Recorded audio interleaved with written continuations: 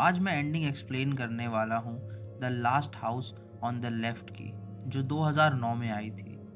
The last house on the left एक horror thriller film है जिसे डायरेक्ट किया है डेनिस इलियादिस ने।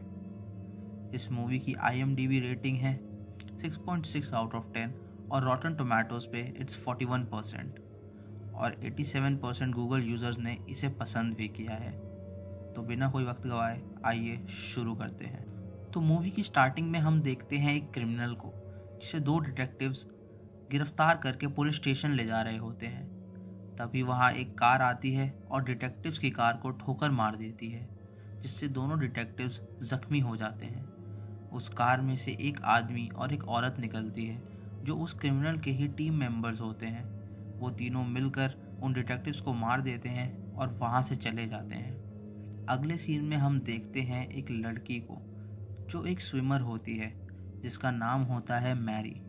ये अपनी मॉम एमा और अपने डैड जॉन के साथ वैकेशन मनाने आई होती है अपने लेक हाउस में। इसकी मॉम एक हाउस मेकर होती है और डैड डॉक्टर। मैरी अपने पेरेंट्स से कार बोरो करती है और अपनी दोस्त पेज से मिलने जाती है। पेज टाउन के एक लोकल स्टोर में कैशियर होती है। वहीं पे उनकी मुलाकात एक लड़के से होती है जिसका नाम होता है जस्टिन, जो कुछ दिनों के लिए शहर में आया होता है। जस्टिन उन्हें इनवाइट करता है अपने होटल रूम में आने के लिए टू स्मोक सम वीड। ये दोनों राजी हो जाती हैं उसके होटल रूम में जाने के लिए। जब ये तीनों मज़े कर रहे होते हैं होटल रूम में, तो वहाँ जस्टिन की फैमिली आ जाती है और हमें पता चलता है कि जस्टिन की फैमिली और कोई नहीं बल्कि वही लोग हैं जिन्होंने उन डिटेक्टिव्स को मारा था। इन तीनों की आइडेंटिटी होती है क्रग, जो जस्टिन का पिता होता है, फ्रांसिस जो जस्टिन का अंकल होता है, और सेडी जो क्रग की गर्लफ्रेंड होती है। ये तीनों एक भागे हुए क्रिमिनल्स होते हैं और इनकी फ़ोटो न्यूज़पेपर में भी आई होती है। इन तीनों के लिए इस टाउन में रहना मुश्किल होता है, इसीलिए ये पेज और मैरी को किडनैप करके वहाँ से चले जाते हैं। क्रुक को हाईवे नहीं मिल रहा होता है, तो मैरी उसे लेफ़्ट लेने को बोलती है। वो मैरी की बात मान लेता है और लेफ़्ट ले। हमें पता होता है कि लेफ़्ट में कोई हाईवे नहीं है, बल्कि लेफ़्ट में मैरी के पेरेंट्स का घर है। तभी मैरी उन्हें मिसगाइड करती ताकि वो अपने पेरेंट्स के लेक हाउस पर जा सके और मदद मांग सके। इसी बीच मैरी कार से कूदने की कोशिश करती है और इसी हाथापाई में क्रग कार को एक पेड़ में ठोक देता है। सभी जिंदा बचे होते हैं। उसके बाद सेडी और फ्रांसिस मैरी और पेज को बुरी तरह मारते हैं। क्रग जस्टिन को एक मर्द बनने के लिए कहता है और उसे फोर्स करता है मैरी के ब्रेस्ट छूने के लिए। ये देखकर पेज जस्टिन को ऐसा ना करने के लिए कहती है। तभी क्रग और फ्रांसिस पेज को चाकू से मार डालते हैं। उसके बाद क्रग मैरी का रेप करता है। मैरी हिम्मत जुटा के वहाँ से लेक की तरफ भागती है और पहुँच भी जाती है। जैसे ही वो तैरना शुरू करती है, तभी क्रग उसे शूट कर देता है और उसकी बॉडी लेक में फ्लोट होना शुरू हो जाती है।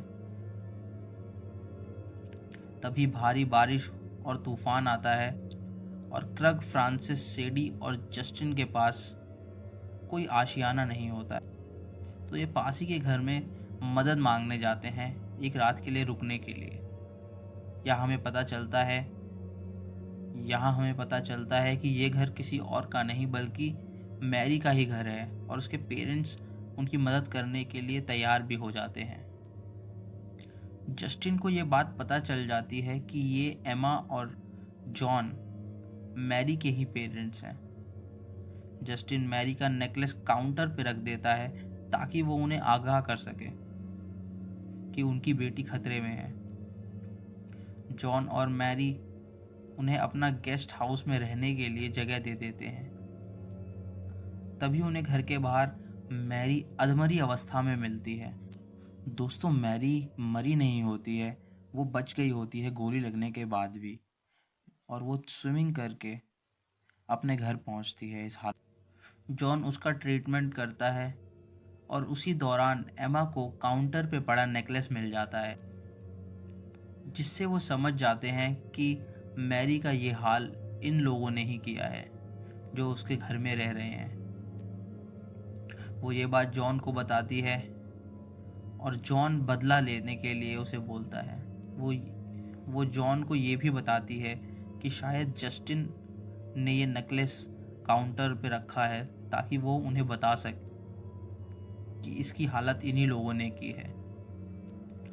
ये सुन के जॉन बहुत गुस्से में आ जाता है और रिवेंज लेने का प्लान करता है। वो बाहर जाता है अपनी बोट की चाबी लेने, जिसकी मदद से वो मैरी को हॉस्पिटल पहुंचा सके। इसी बीच फ्रांसिस उनके घर में आ जाता है और मैरी को देख लेता है। एमा उस पर अटैक करती है पर वो उल्टा उसी पे अटैक करने लगता है। तभी वहाँ जॉन आता है और ये दोनों मिलके फ्रांसिस को मार डालते हैं। इसके बाद एमा और जॉन अपने गेस्ट हाउस में जाते हैं सेडी और क्रुक को मारने। वो वहाँ जस्टिन को देखते हैं क्रुक की गन थामे हुए। जॉन उससे गन लेता है और सेडी को गोली मार देता है।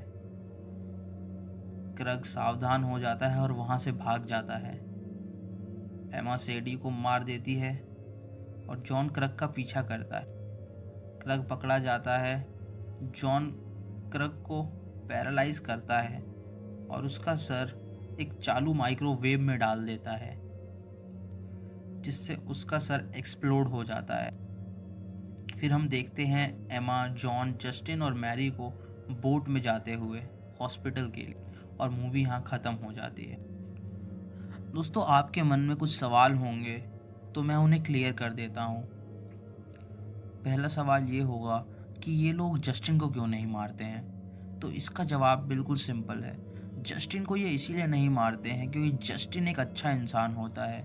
जब उसका पिता उसे मैरी के ब्रेस्ट छूने को बोलता है तो वो काम नहीं करता। उसको अपने पिता के कामों में इंटरेस्ट ही नहीं होता है। वो एक अच्छा इंसान बनना चाहता है, ना कि अपने पिता की तरह एक क्रिमिनल। दूसरा सवाल कि मैरी जिंदा कैसे। दोस्तों, मैरी को गोली लगती है बट वो किसी तरह हिम्मत जुटा के वहाँ पहुँचती है, क्योंकि वो एक स्विमर होती है और वो हमेशा से एक स्ट्रांग लड़की होती है। इसीलिए वो हिम्मत जुटा के अपने घर में अगर आपने हमारा चैनल अभी तक सब्सक्राइब नहीं किया है तो प्लीज़ सब्सक्राइब कीजिए और बेल आइकॉन दबाएं लेटेस्ट अपडेट के लिए। तब तक के लिए जय हिंद।